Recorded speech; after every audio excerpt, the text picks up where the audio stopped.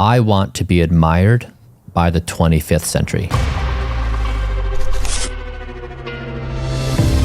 I think we really are at this stage of potentially the most extraordinary existence in the galaxy. My objective is not life maximization, it's species maximization. It's trying to get life in this part of the galaxy to flourish. When you know something is going to be shorter versus longer, is it fair to say we more are likely to enjoy that? Are you essentially making your life less valuable by living longer years? Brian Johnson is the most heavily tested human in history. After flipping Venmo for a cool $800 million, Brian became obsessed with Project Blueprint, his self-funded scientific endeavor to, for lack of a better term, live forever. He has adopted an extreme lifestyle where he is aggressively exploring highly experimental treatments and research, all aimed at extending his lifespan into infinity. And while longevity is admirable, quality is just as important. So I invited Brian to New York City to not only learn the ins and outs of his extreme approach to life, but also break apart the philosophy of a man who's not only desperate to live to tomorrow, but to establish a legacy 500 years from now.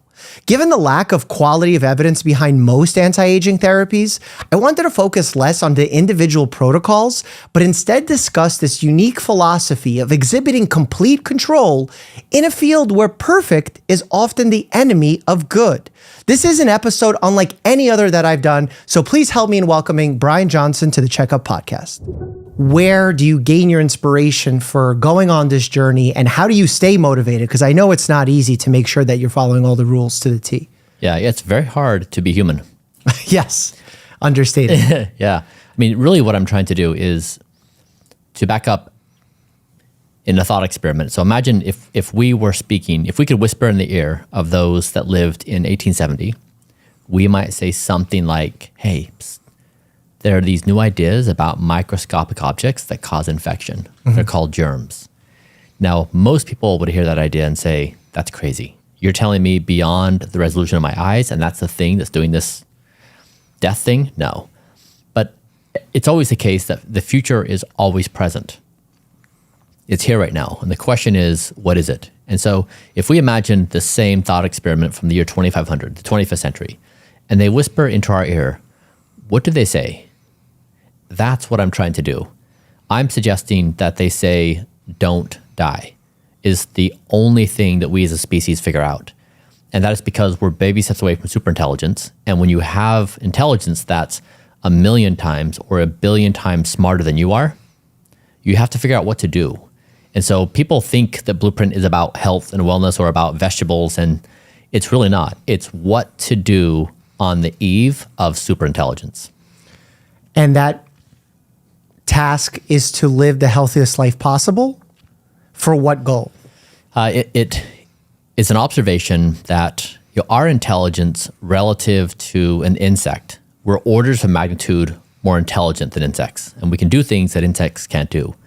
AI is going to be orders of magnitude more intelligent than we are. It will do things we can't do.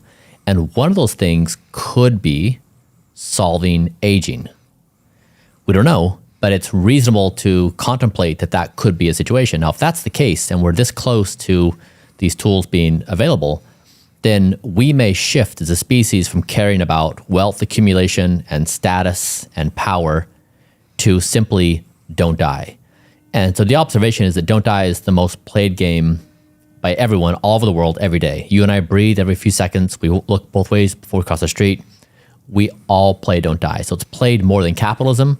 It's played more than any religion. It's the most played game in the world. And if we take this thought experiment further, once we get to the point of don't die and we've extended life so indefinitely that we're not dying, is it then survive and push out the people who are coming on to the earth? Like what changes then in this hypothetical or at least future thought-provoking experiment? In doing that, I try to put myself in the position of Homo erectus 1 million years ago. So imagine we travel back in time. We're there. They have the axe in hand, and we pose a few questions. We say, where is food? Where is danger? Where is shelter? We listen to those 3 answers, but then we say, what is the future of the species? We primarily listen for entertainment purposes. They're not going to be able to riff on quantum mechanics right? Or string theory, or computers, or all the things we have today. We may be Homo erectus right now. So our ability to imagine what may exist and what problems may arise. And so it's the first time in Homo sapien history where we cannot predict even 3 months out. We just no longer know, and we're up against a wall of fog. And so when we're in this situation, I come back to the simple question is, what is the one thing I do know? Is I don't want to die. And by doing that, then I've taken the systematic approach to say, okay, if you're going to go about that process, how would you do it? You would go about measuring everything you could in the body, trying to assess scientific literature, measure again, and just go through this process, trying to figure your way out. What can we do today? Yeah, like the idea of surviving is innately written in our code to some degree, right? That's why we have anxieties when, as a form of problem of progress. When things get safe, we become anxious for no reason at all because our brains were attuned to survive. And then at some point, we get to the age where we no longer can sustain life and life ends. And there's people who claim there's beauty in that, the fact that life ends. Do you disagree with that notion? You know, humans are very clever, and we create clever stories to justify anything we feel uncomfortable with or anything we want to be excited about. And so if you look at the number of things humanity has done to try to reconcile with death, I mean, every religion is an attempt at reconciling with death. And we have cultural norms like live fast and die young. And so we have all these tools for us to say that death is not only okay, but it's desirable. Now, you know, would we have invented those stories if death never was? You know, or is it a reaction to this inevitability that everyone feels pained about? And so even if you said two decades ago that death is a maybe or that don't die, you would be ridiculous. It was never possible until right now to even pose the question that, is that real, or are you just like off in La La Land? The notion of humans creating stories after the fact and being like the Monday morning quarterback, if you will, is so commonplace and happens all the time in our logical reasoning as a form of fallacy. But isn't the thought of don't die just another version of that story from the other side of the perspective, also kind of without data, knowing whether or not this is just a story we're telling ourselves? Certainly could be. Yeah, and that's why I try to go through the thought experiment of, if I try to be as self-aware as possible and strip myself from all things, literally the only thing I can say about my existence is that I want to continue to exist in the next second and the next second. That's all I know. And so for me, I'm trying to create clarity of thought. This is like when we look back at previous centuries, the 15th century, we compress the entire century into 20 things that were accomplished. Everything else is gone. You know, you may have an ancestor's biography, but that's your ancestor. But we as a species compress. That same thing is going to be true for the 21st century. They're going to look back at us, and so much of what we care about and we think is the end of the world if something doesn't happen is going to be lost to history. No one's going to care. And so I've tried to, in my own thought experiments, say, what is the 0.01% stuff that does survive in this time compression? And what is that in your mind? That the 25th century, if we could listen into that conversation, they would say, it's amazing that Homo sapiens with their primitive brains and primitive tendencies were precocious enough to figure out the only priority they had was don't die. Now, don't die individually, don't kill each other, don't kill the planet, and align superintelligence with don't die. That it was a fabric of all intelligent beings on a single philosophical substrate of don't die. It's very Darwin in its perspective, right? Survival of the fittest, survival of the longest, right? Yeah. We're just changing the adjective here or the adverb. We talk about in medicine frequently measuring not just length of life, but quality of life. If we get too focused on the length of life, isn't it true that the quality of life can then suffer as well in your eyes, or you disagree with that? I think it's possibly, that is a valid observation in the 20th century. I think it's something that should be questioned in the early 21st century on the eve of superintelligence. And I come back to this again and again.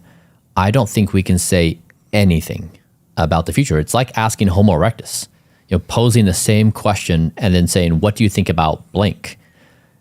There's just no intelligence there to even comprehend the reality. And so when you're talking about the change of intelligence as dramatic as we're contemplating, it's hard for me to imagine that our priors would map to that. Well, I'm sort of speaking more about the present in the situation of, let's say we have a person who their quality of life is suffering because they're on a ventilator. They have no longer any brain activity, but their heart, lungs are working because of the machine. This person is technically alive and we can get a lot of years of life out of them. Yeah. But is that without the quality that that person would have wanted for themselves? Where do you fall on the spectrum of that line of thought? Yeah, I mean, I actually went through this as well in signing my will documents. I had to go through this thought experiment of how long would I stay on life support and under what conditions. I agree, it's nuanced and challenging. It's very hard. I think you're probably aware of the literature where people say who work, for example, with ALS patients, they'll say, if I ever become an ALS patient, and if I ever get to the stage of deterioration, please just pull the plug. And then they arrive at that state and they don't want someone to pull the plug. And so I've just seen again and again that a person's imagination on what they may want is almost always wrong when they arrive at that place. And so for me, I'm always very careful imagining what I think I want. When right now I could say like, oh, of course, that's a valid point, that just pull the plug, we don't want that. But there's very few things as strong as wanting to continue to exist. Aren't you thinking about that future perspective that you say we're so inaccurately judging? Every time you make your daily decision to eat the exact number of calories, sleep the same number of hours, do the protocols as you're doing them, because you're thinking you'd want to live as long as possible? Is there a world where you do live much longer than you would have if you had not done those things and then wish you lived a shorter life? I think that's possible in a previous era. Now I don't think so. Why is that? If you look at the differential between intelligence of what AI can do versus ourselves and the speed at which it's moving, I'm open to this idea that everything I care about, everything I perceive to be valuable to me, may be completely replaced with some other framework.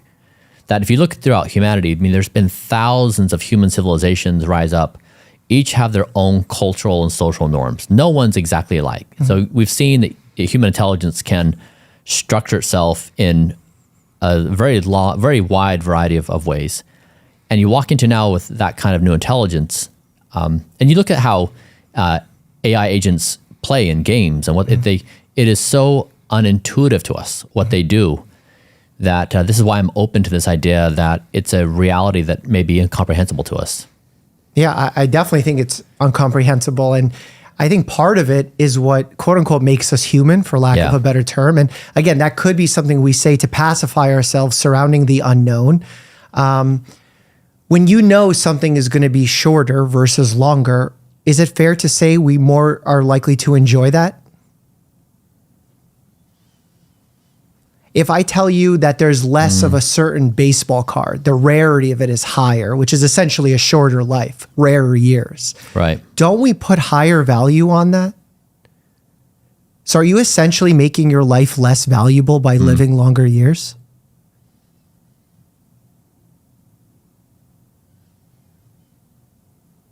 That's not my lived experience. Like I'm 46 right now. And you look great for your age. Thank you. Yeah. If I were to live to 50, it's a finite time frame that I have to live. And let's say in an alternate universe, I live to be 90. I'm not sure how I would mentally reconcile with that and say like those 4 years were the best years of my life because I was all in on living, versus, for the remaining 40 years I got to live, I got to see the following things or do the following things. I don't know. To me, that seems like a very hard question to answer. Yeah, that's a very reasonable answer. If you follow all these tools that give you ages of certain organs or your performance on certain tasks, and I'm going to be very open about my bias and skepticism about those things, because I've seen non-validated technologies come and go throughout my young career as a physician. Yeah.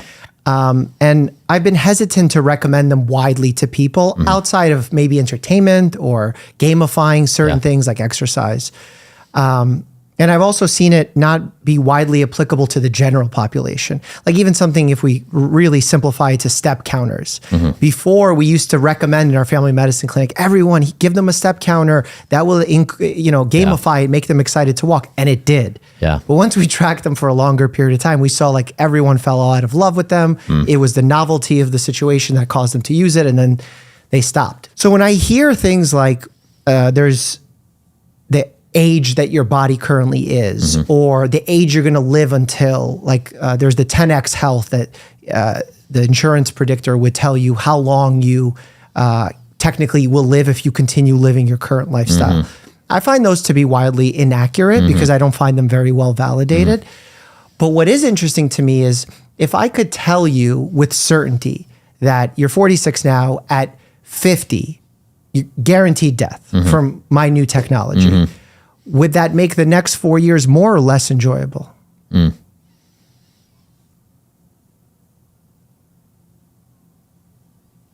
Than if I live past If you didn't know. Because you're seeking knowledge, right? Yeah. And I'm always like, okay, knowledge, but with knowledge that you can actually change something, right? Because otherwise, knowledge with more knowledge is somewhat scary in some scenarios. So if you could know age 50 is the end, or not know, like I have a helmet here that I could put on and give you exact estimate. Do you want to know? I would definitely want to know. Yeah. My relationship towards data is I want to know all of it. I think that your thought experiment, if you put a clear line on death, then you definitely are self-generating a mental state that is an aroused state. That probably isn't sustainable over some duration of time. You're going to live differently, yes.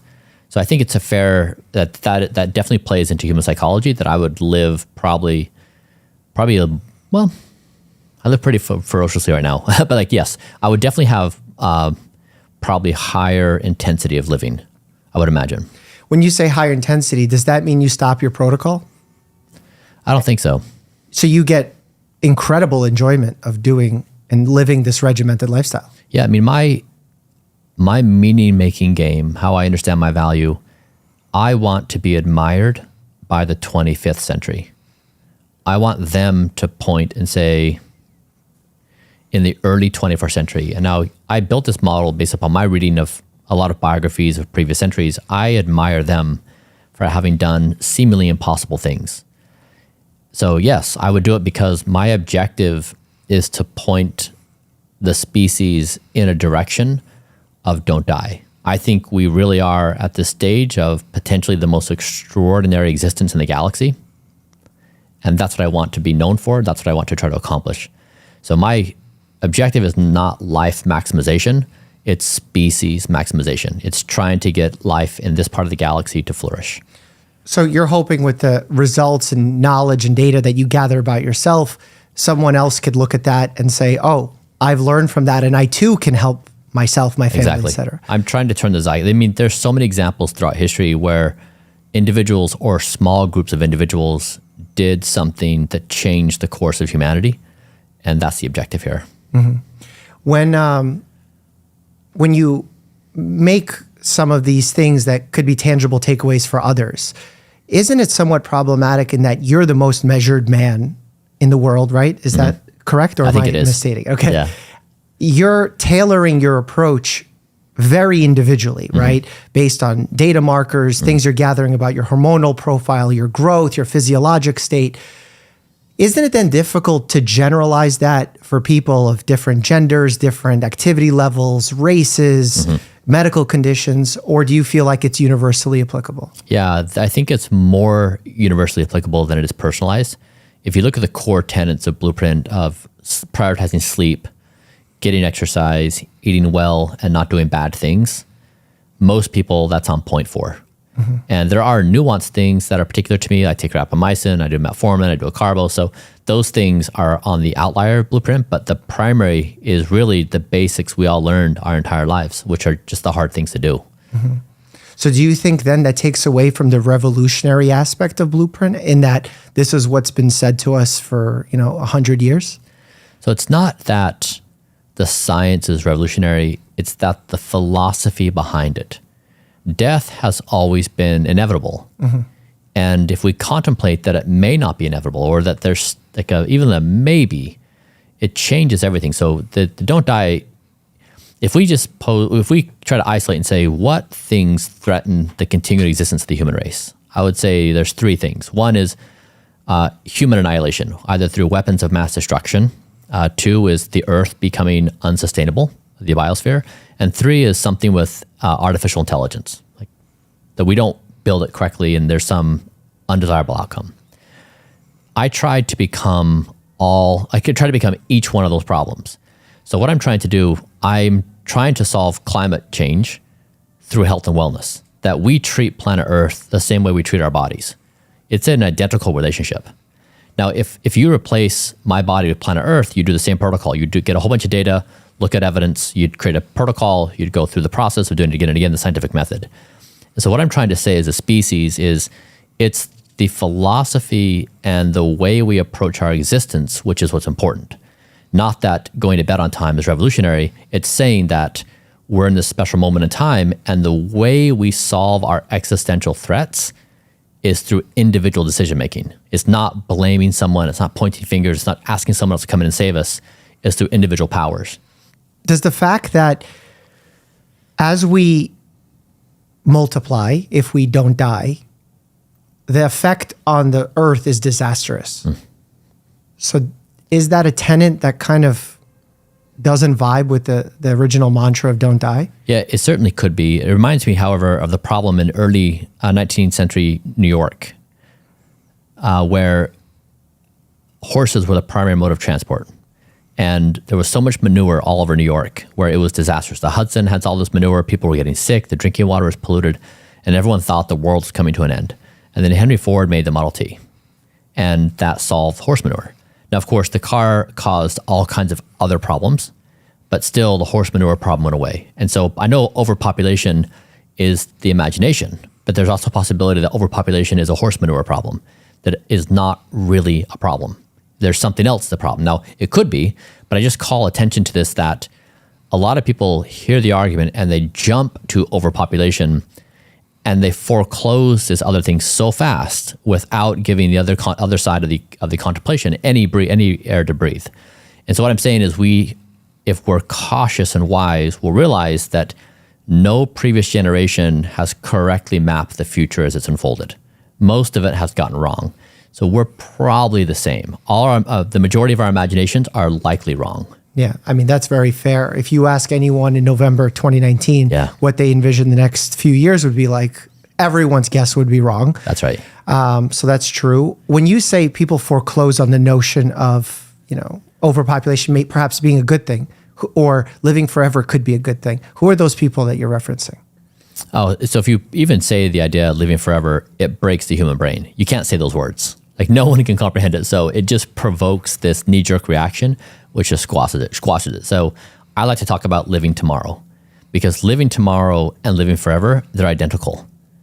In my current state as a 46-year-old, I in my mind assume I'm going to live forever. Like, death does not seem real to me because I'm not yet in that state. Now, when it does creep up, that's a different reality, but I don't live life with the expectation that's going to end anytime soon. I think I have all the time in the world. It's like this trick our minds play on us. And so I really focus on don't die and don't die for tomorrow, because that's what we understand, that's what we care about, and that's how we build habits for this moment. So you focus your mindfulness towards the don't die mentality.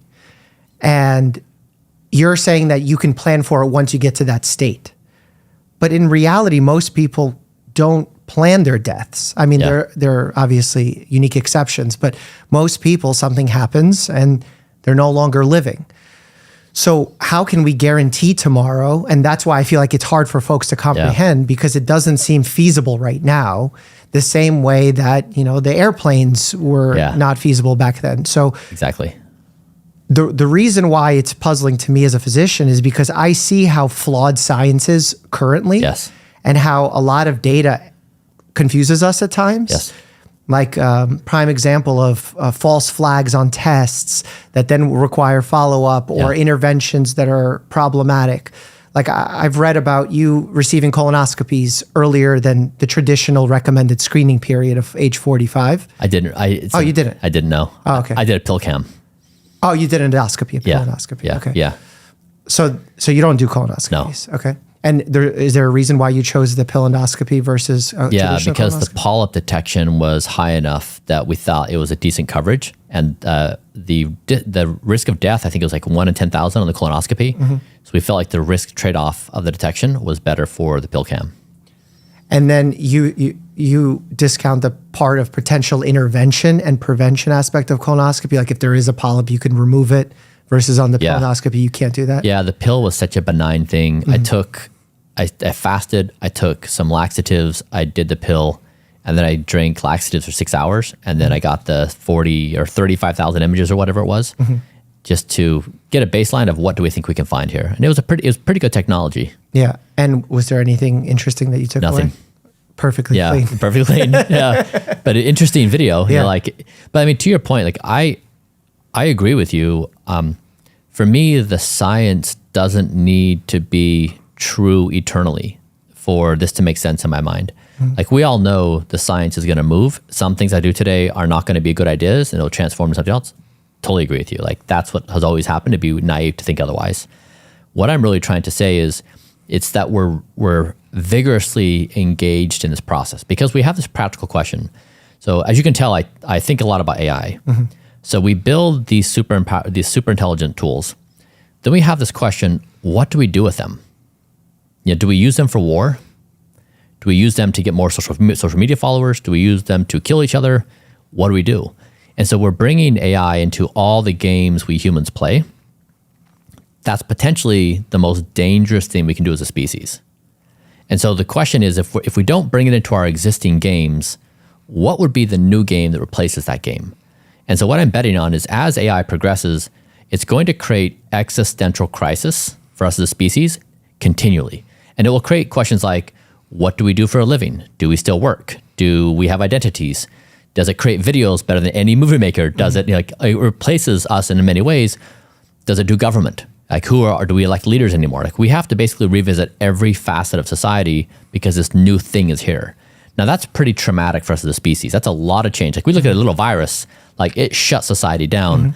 And now we have a new form of intelligence coming on the scene that's going to shake every pillar of our existence. So what I'm trying to say is the process I'm going through is just simply a process of trying not to die. We're doing our very best with the science we have today. We're making mistakes, we're improving, like we're open to all this stuff, but it's just the process. And it really is meant to say, what do you do when you have really powerful technology? You apply it to improve the condition of all humans. Yeah, like the idea of the notion that you point out of folks, the things we do in science today will evolve and we'll look back 100 years from now and say, oh my God, I can't believe we used to do colonoscopies. Yeah. We can just with this thing see internally without even going inside the body, right? Yeah. There's going to be plenty of that. Yeah. Well, those things will come up and will be tested on a wide population. When you're using yourself as the benchmark for tests, especially when you're very excited about the technology and the testing, do you see how bias can impact the outcomes of those results? Sure. So how do you safeguard against that? Or you don't? Yeah. So we do our best. But this is, I think of myself more like Magellan or Ernest Shackleton or Lewis and Clark or any explorer before me.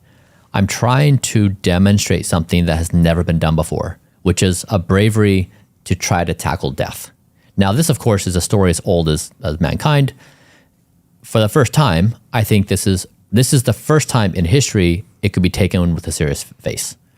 And that's what I'm trying to do. And so, yes, I'm going to make mistakes. Yes, it's an N of 1. It has all these kind of limitations, totally aware of all this. And I'm not going to try to make the argument otherwise. What I'm trying to say is it's a worthwhile endeavor. Yeah, I could see pushing towards that endeavor to some degree brings tremendous value.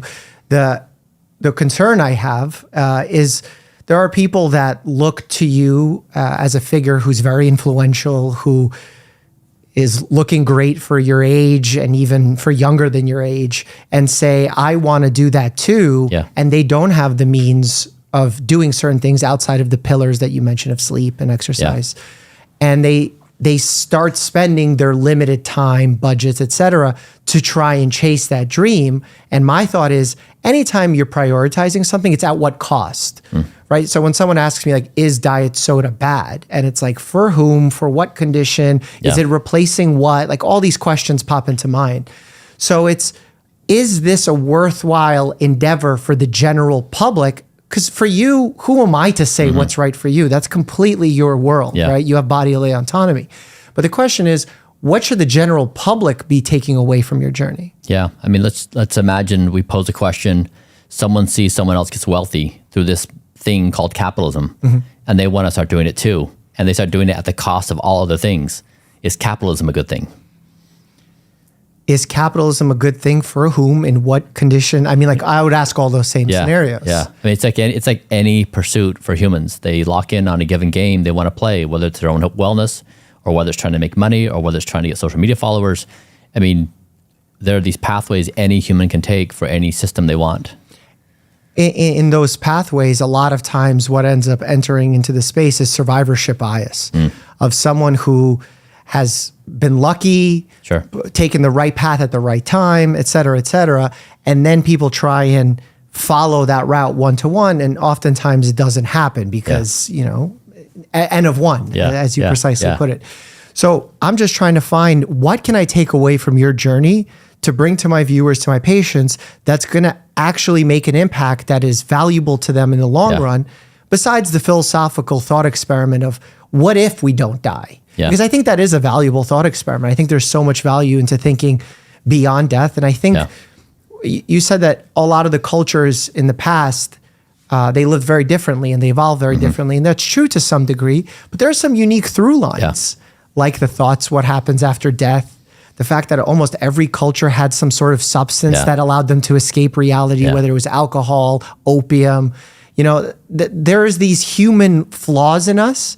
And that's always been largely celebrated, but now we're taking the other approach and celebrating potentially getting rid of human flaws, right? Is that the correct way to think about it? Yeah. I mean, what I suggest for your patients is that I'm making the observation that we humans have largely seen ourselves as martyrs for certain causes. So people take better care of their pets than they do themselves, better care of their kids than they do themselves. They take better care of their professional advance, their wealth accumulation. So people prioritize a very long list of things higher than their personal wellness because they think they're achieving this immortality of legacy and contribution through these other vectors. And what I'm saying is the age of martyrdom may be coming to an end, where it may make sense to put your mask on first.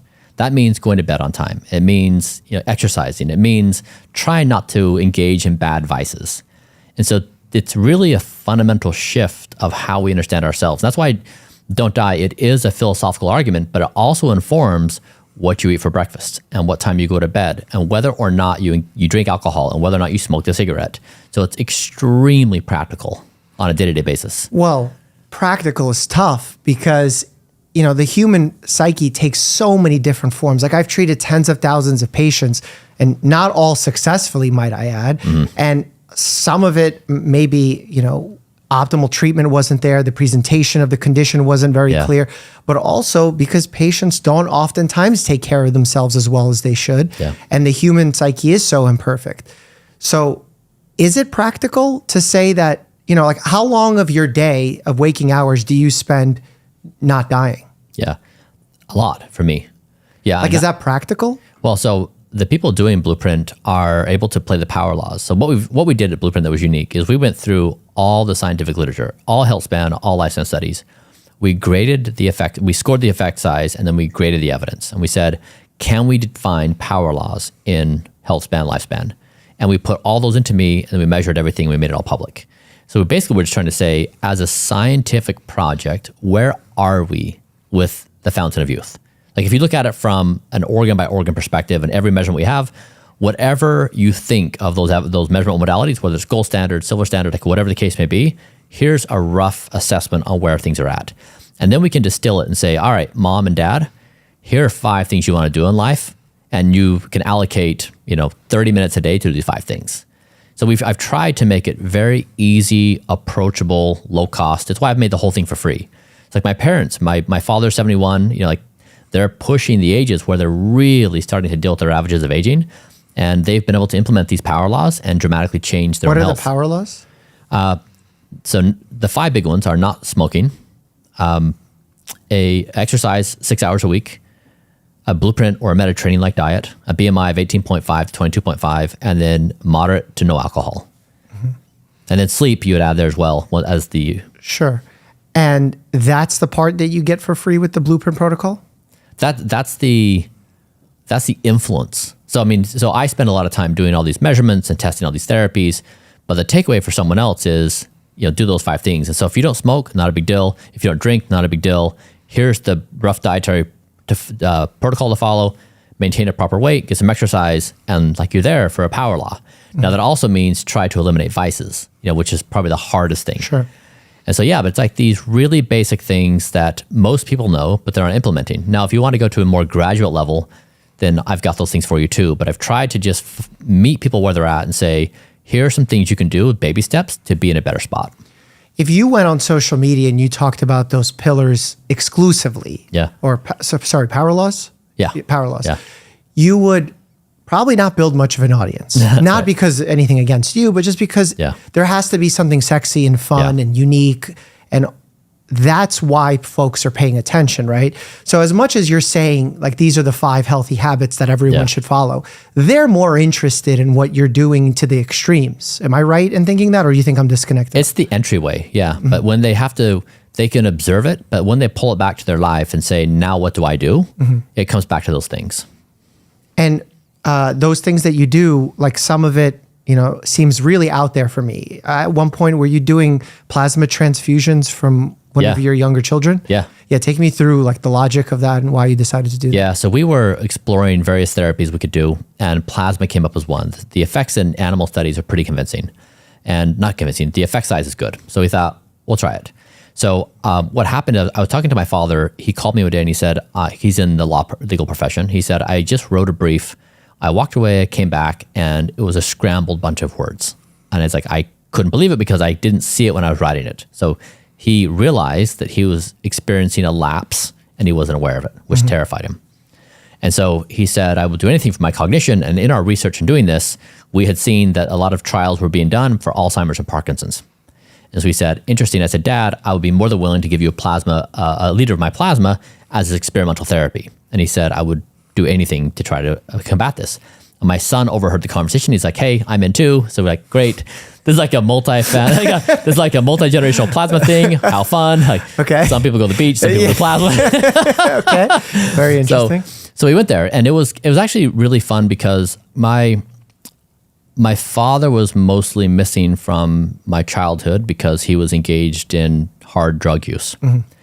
And I always wanted him to be around, and he never was. And it was very hard on me. We've always worked very hard at our relationship, but he just has had a lot of challenges. And then my son, I was married and I had 3 kids. I got a divorce, and my 3 children were split between dad, who had left the religion, and mom, who had been in the religion.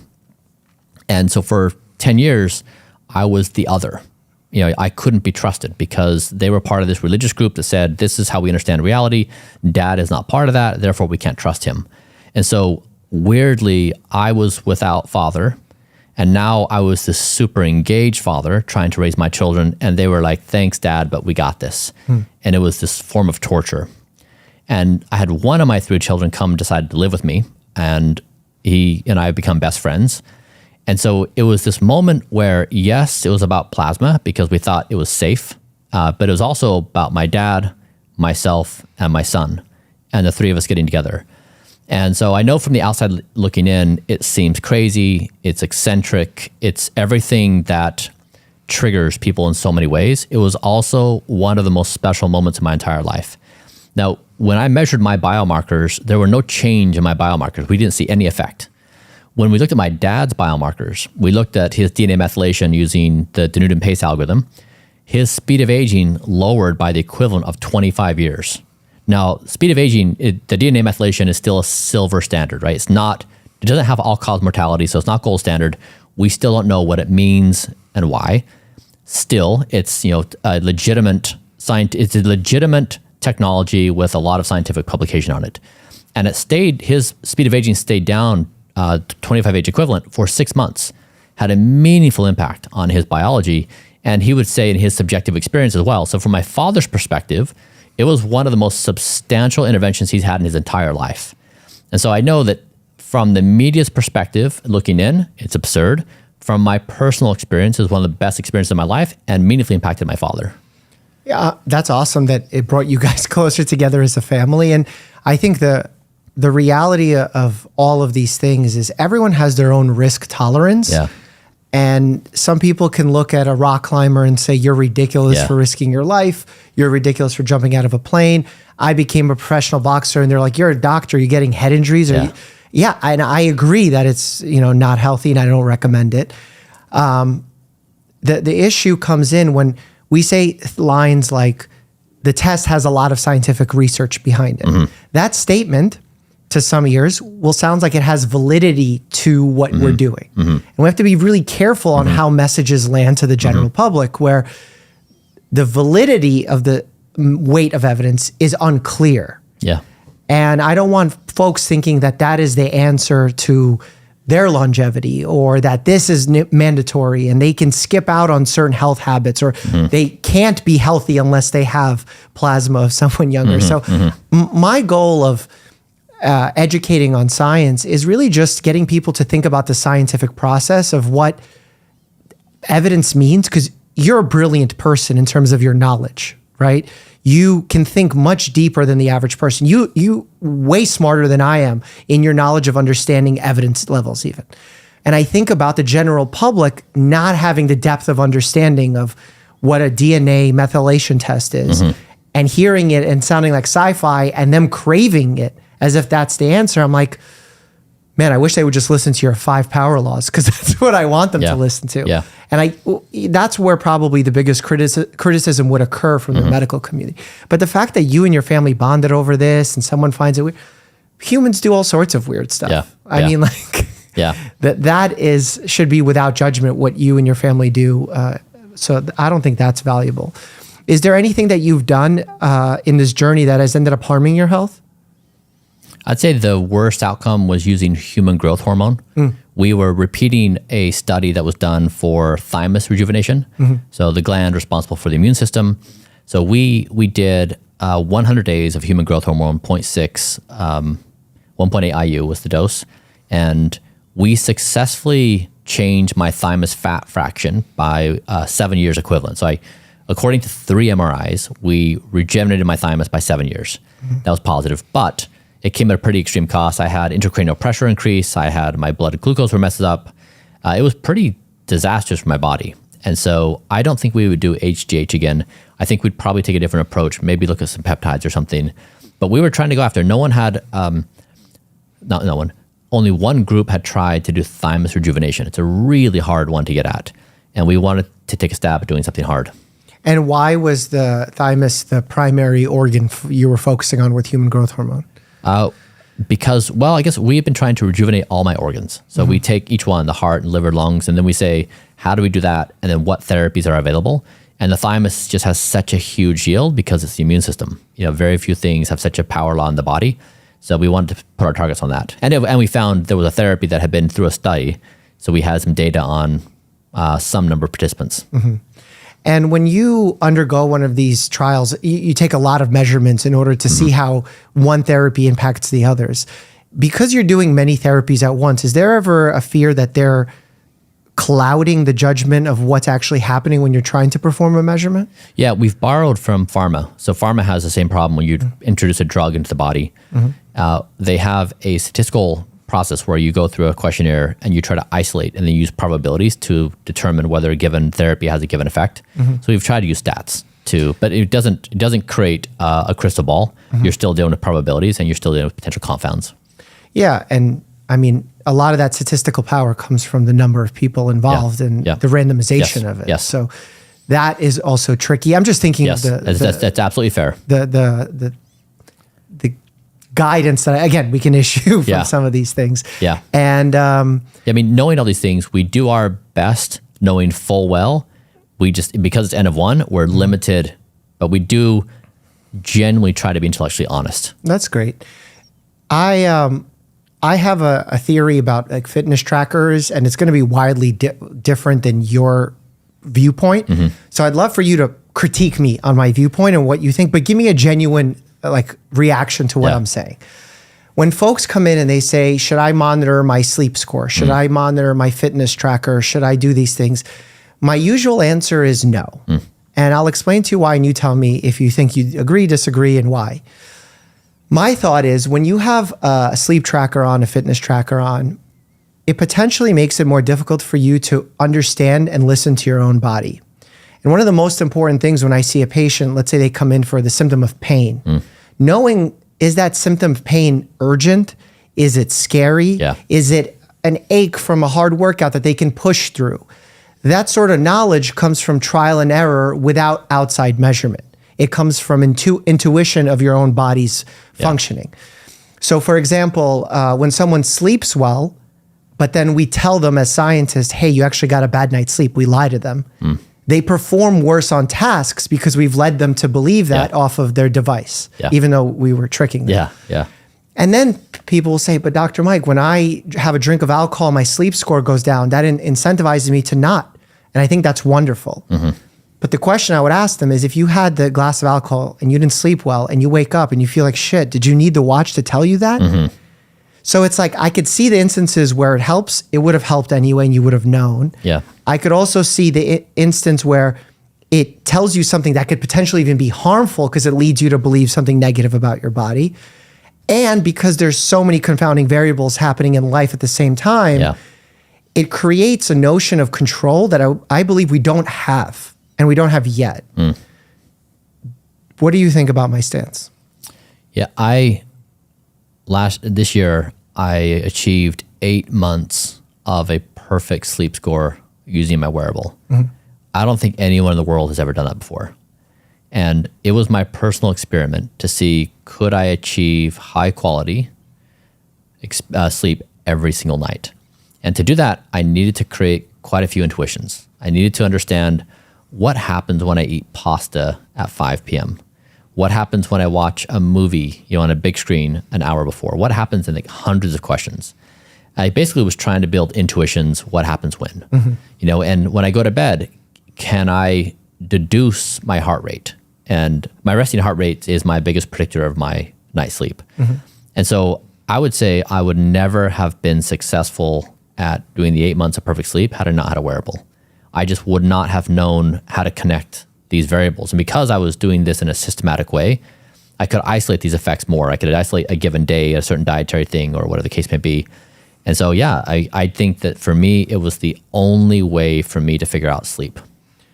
Do you think 8 months of perfect sleep is necessary for a healthy lifestyle? Like if you had every 7th day, you had a shitty night's sleep, do you think that would derail your ability to live a healthy lifestyle?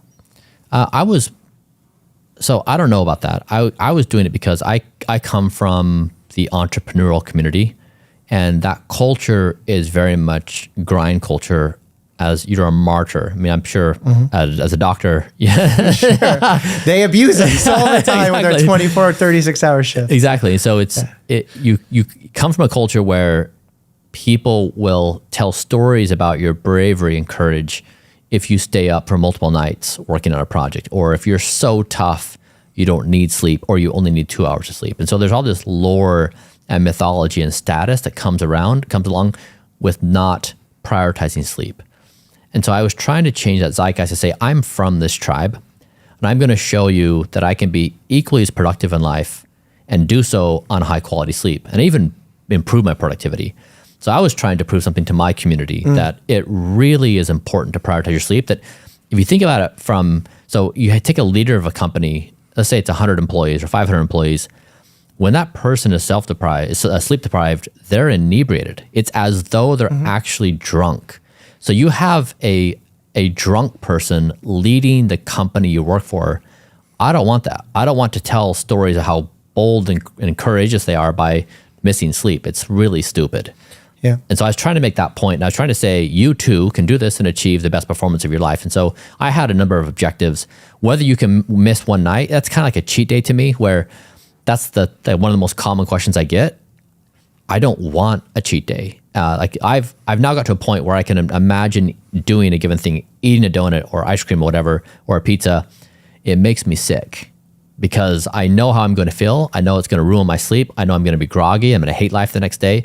The pain is so intense and it's so long for that teeny moment of maybe pleasure, but now I'm past it. And so the cheat day thing I think is a bad idea. It's a bad cultural moment, and I wouldn't want to, because then we're such an uncontrolled form of intelligence, right? Like we're just totally out of control. And if you give anybody a vector to be like, and today you get to do anything you want, it just becomes disastrous. Because then like tomorrow's like, well, one more day, I'll spend next week's day tomorrow. Yeah. Like runs away. I could see how, I mean, we're talking about extremes of situations, giving someone unlimited runway or giving them extremely limited runway where they have none. Yeah. Neither of those are going to be ideal, just on the way that the human body works through homeostasis. If it's trying to keep a balance. And there's frequently a statement in healthcare that I've referenced where the enemy of good in medicine is perfect. And I've seen that time and time again, either from a procedural standpoint where we're suturing and we're trying to make something perfect. And when we do and we try to make it perfect, it actually gets way worse. Whereas we had it good, or we try and normalize someone's hormones. And when we try to make it perfect or higher and achieve hyper optimal performance, it backfires and creates a negative effect. So I worry that chasing to the extremes, chasing perfect, chasing don't die, can create negative impacts on people. Do you think there is potential negative impact from chasing don't die? Yeah, I think I could definitely respond to this comment and use words that would make sense in the year 2024 of like, yes, like I agree. And like, but I'm really going to comment on this from the 25th century perspective, because that's the one that I think that is not included in the conversation. And so I know when I built my software at my payments company, Braintree Venmo, we weren't like, if the transaction's $97.28, we're not like, it's okay if it's a penny off. Like you need absolute precision for that transaction. And if the servers are down, you can't process the transaction. If it's down 3 minutes a day, that's okay. Like absolute precision. So we build technology with absolute precision because that's what we can do and what it demands. We tolerate this idea in any part of our lives where we don't have control of the circumstances. We say, well, here's a way to think about it, and here are the pros and cons of that given thing. But I think that's the framework we have because that's the possibility of the technology. We humans we're not built to be perfect. We're kind of messy creatures. Now, that may not be true for the future. We may be able to build ourselves with precision that is unimaginable to us right now. And so right now that I would say, yep, reasonable opinion, totally agree. Also, we're going into this new future. And so I'm building myself. I want to be the example of what we can build. And so I go to these lengths to say, yes, you can achieve perfection and it's great. And so we'll have all this help from all these tools of biological engineering, molecular engineering, artificial intelligence, like they're going to converge on us. So we're becoming a new species and new possibilities are there. And I'm trying to bridge to this new reality. So you're thinking about it from like a philosophical standpoint of the future. It's so interesting that throughout this conversation, we're talking about, answering questions from the future, right, of the 25th century. But at the same time, you're very wise in predicting that we don't have the power to predict. We suck at predicting. Yeah. So how can you be answering me from the 25th century if we're so bad at predicting? I look at the systems that can be predicted. So if, for example, if you say intelligence is currently increasing, that is like, and you say a general trend, like whether you think it's an exponential increase or a linear increase or some other curve, it's generally increasing. So more intelligence in the world.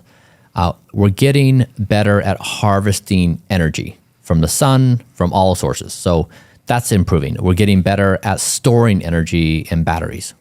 So you can take these macro trends and say, what's happening at a civilization scale, and then map towards humans. We're getting better at augmenting humans. So in my car is going to drive itself, or it's going to give me little vibrations that I'm on the side of the lane, or like all these things. So you look at the apparatus. Those are the things I model out with accuracy, and to say, if we're on this general trend line, I can follow those. But as to the specifics, I don't know. So that's how I try to map my personal life is systems, structures on the inevitabilities of what appears to be society absent some kind of catastrophic event. Yeah. I struggle around that concept of prediction with trends because the humans are so imperfect from just their ability to predict things that aren't available to us, like the idea of a virus coming in and destroying us. Because before that, our idea of a terrible virus was the original SARS virus, which was incredibly lethal. So when SARS-CoV-2, the virus that causes COVID-19, came about, people said, oh, well, it's not as lethal. This is going to be great. And actually, because it was less lethal and more people walked around asymptomatically and spread it, it killed exponentially more people. Yeah. So like the idea that something is even less worse could be worse. Yeah. And that's where I feel like the human flaw and why when you say like you're trying to put your spreadsheet together without any inaccuracies is because that is a measurable thing. You can define it, you can count it, it's there. And with humans, when I look at a blood test result, I have ranges. Sure. And those ranges suck. Yeah. Our temperature that we use to gauge non-fever versus fever is horribly inaccurate. Yeah. When I try and lower someone's blood pressure to what we call the ideal standard to reduce rates of heart attack and stroke, the idea that it's going to work for the person sitting in front of me that I'm actually treating this with, even though I have good research to say that it is, it's not going to work 99% of people that I'm giving the medicine to, and yet it's still valuable. And that's coming after trials that have failed 99.99% of the time with biomechanical mechanisms that rationally made sense or were proven right in animal models or petri dishes or lab models. And I'm like, oh man, there was so much failure leading up to this point. And yet I still have such a lack of control of my patient's well-being. I struggle to know how I can compare someone's health to their spreadsheet, which is counting digital dollars or physical dollars. That's what is hard for me to wrap my head around. I mean, I'm sympathetic to what you said. I mean, there are some things that the power laws of evidence, like, you know, is smoking going to shorten lifespan, increase the probability of cancer? Pretty reasonable. You know, is exercise helpful to increase lifespan? Pretty reasonable based upon the data. So I think if you score the data and you try to isolate those, you can step away from a total chaotic world into more predictability. But the things I'm talking about for predictability is not whether a virus is going to show up, not the lethality of it. Like those things are out of control. I'm trying to say, you know, what is the total compute power on planet Earth? What is our ability to engineer biology to perform the functions that we design it for? What, like I'm trying to say system laws as a species, because within humans and human systems, we have the element of chaos that is just very hard. There's a lot of chaos. And, you know, I think what your message, I hope resonates with my audience is that you've spent a lot of time researching and measuring things, and still the pillars and the power levels that you find most valuable are the things that are the most simple and available to everybody. And I hope that's what folks take away from this message of you know, putting on sunblock and, you know, protecting themselves from excess sun exposure, UV exposure, not drinking, not having bad habits or limiting those habits, making progress along the way. So I think that message is so invaluable. And the fact that you've developed a passion for it is truly admirable. It's like really cool to see someone who's genuinely passionate about it and also recognizes the weaknesses of it. And at the same time, there's some critiques, you know, I have as a skeptic of looking at it whole picture and saying, you know, I love that you're thinking about it from the 25th century, but are we going to get to the 25th century? Are humans a thing in the 25th century? Is the way the exponential growth going to continue? I'm such a strong proponent of saying, I don't know, that it's hard for me to be able to give definitive answers in such an uncertain place that the world is. My protocol does not need to be right for my message to be correct. That's powerful. Because I think it's more of a philosophical message of, hey, don't let thought limitations limit how you think about what potentially can happen. Like we have built a society around dye. If you look at the dye economy, so fast food, junk food, cigarettes, environmental toxins, grind culture, you know, lack of sleep, there's a huge amount of money spent in dye. If you look at the don't die economy, seatbelts, medical care, smoke alarms, it's equally as big. And my prediction is the amount of money we're going to spend on don't die is an exponential, it's a right up to the right. And the amount of we spend on die is going to go down. That we as a species are going to mature past our primitive ways of the death culture we have right now and walk into a new era. And so it's the gist that matters. It's that I am going to take care of it's like the way you take care of a car. Like you want the car to last a long time. You're doing the same maintenance for yourself. Like you want your body and yourself to be able to go on this journey. And that's what I'm trying to do is I'm trying to say, get us in the right spot in this moment after 4.5 billion years. And we could have the most spectacular existence ever.